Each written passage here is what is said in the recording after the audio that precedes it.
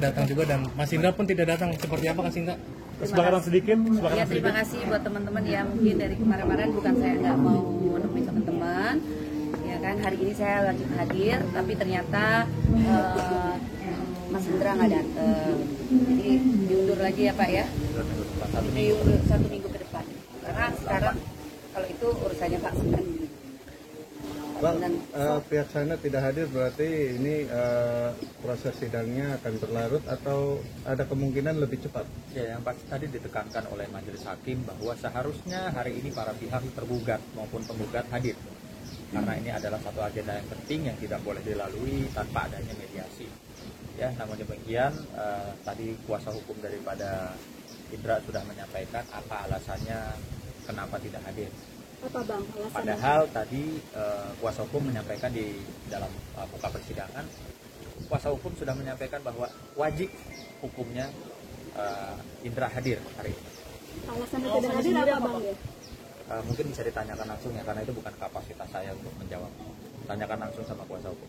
Ada kemungkinan sidang sendiri akan lebih cepat atau gimana Bang Ini dengan sudah ketidakhadiran depan, seorang Indra? pada tanggal 8 besok agendanya masih sama, itu mediasi karena memang tidak bisa tidak ya, diatur itu memang harus melewati mediasi. Tapi ini kan kelihatannya ketidakhadiran ini bakalan mediasi gagal ya? Yang pasti gini, yang pasti keinginan daripada klien kami, Bu Sinta sudah bulat ya untuk segera berpisah.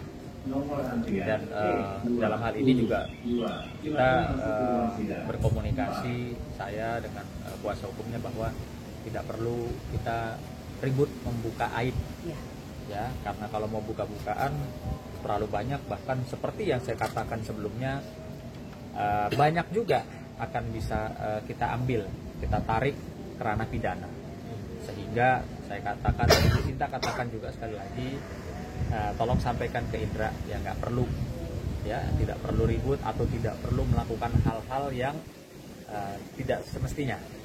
Dan di sini perlu saya sampaikan bahwa bersama ini ya, atas apa yang disampaikan oleh klien kami, saya menghimbau, saya memperingati kepada Indra ya untuk tidak lagi melakukan upaya-upaya atau membuat tidak nyaman klien kami. Karena silakan Indra tanyakan kepada kuasa hukum manapun, apa yang saat ini dia lakukan kepada klien kami itu dapat dikenakan dugaan pelanggaran pidana. Dan ini banyak dugaan-dugaan pidana yang bisa dikenakan kepada Indra kalau Indra tidak menghentikan aksi-aksinya atau menjalankan terus apa yang dianggap benar dengan atas nama saya masih suami. Betul. Gitu ya. Perlu diketahui bahwa seorang suami istri pun ada batasannya dan suami istri pun dilindungi oleh undang-undang.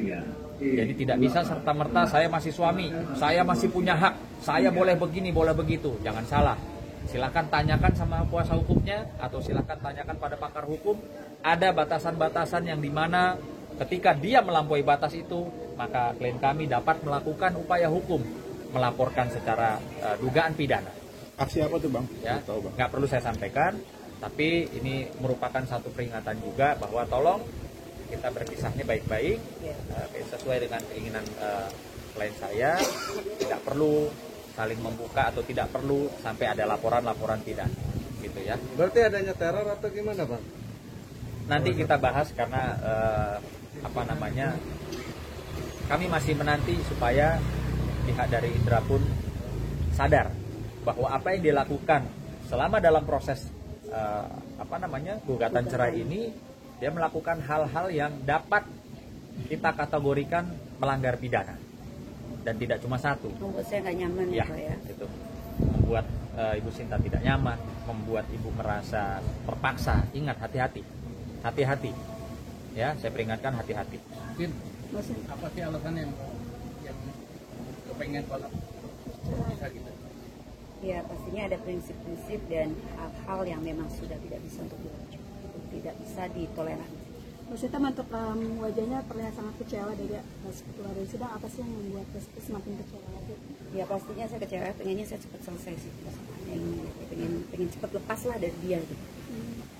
Karena saya juga baru ngomong juga sama Pak Sunan tadi ya Pak ya. Karena saya kan kalian tahu saya orang paling males ribut sama orang, dan saya paling males ngebuka aib orang, karena apalagi suami istri, bahwa urusan rumah tangga itu adalah aib berdua gitu ya. Jadi saya juga minta tolong sama suami saya stop untuk klarifikasi, walaupun dia tidak pakai media seperti ini, tapi dia klarifikasi ke mana-mana lewat teman-teman, lewat keluarga saya, lewat semuanya gitu. Maaf ya, saya juga punya bukti-bukti gitu aja. Jadi cuman saya tidak mau membuka aib-aib suami saya, karena bagaimanapun juga adalah dia orang yang ada dalam hidup saya. Klarifikasi apa Mbak yang menurut Mbak itu tidak benar dan salah itu? Nah, udah. Ya udah, pokoknya intinya saya udah nggak cocok sama dia. Saya sudah sangat toleransi, tapi saya merasa tidak dihargai, ya sudah. Mbak, di bulan keberapa setelah pernikahan akhirnya muncul keinginan untuk cerai itu? Bulan kedua, bulan ketiga, atau? Saya masih mempertahankan tuh lama ya, dari bulan apa ya? Maret ya. Ya, Maret nih kan, Juli itu Juni itu saya udah ribut-ribut, Juli saya masih kayak berat ya gitu, tapi akhirnya karena ternyata ya dari suami saya sendiri yang ini, ya sudah, akhirnya saya konsultasi sama Pak Sunan gitu. Tapi ajakan rujuk sendiri seperti apa Mbak? Aduh, sering terus ya, orang itu akan akan berubah kalau semuanya itu udah terlambat gitu. Dan perempuan itu ada batas. Saya juga jangan, karena saya orangnya nggak bisa marah-marah ya gitu.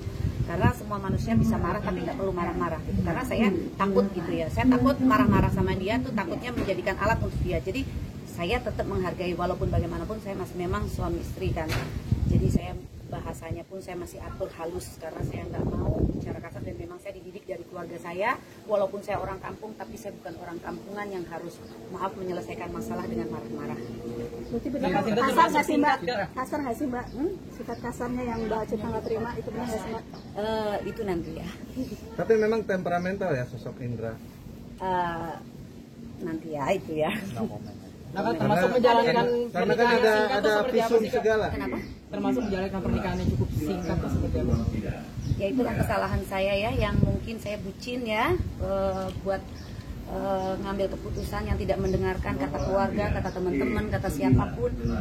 Saya karena merasa sudah bisa mengambil, saya itu egois karena saya merasa bisa hidup sendiri, jadi saya mengambil keputusan sendiri tanpa mendengarkan apa kata keluarga, teman-teman, semuanya. Jadi saya menikah ya hanya keputusan berdua. Berarti dari awal keluarga tidak menyetujui pernikahan? Ya karena mungkin karena terlalu cepat, dan sayanya memang jujur ya, saya bucin sama dia, jadi saya menerima dia apa adanya, tulus, lillahi ta'ala ya.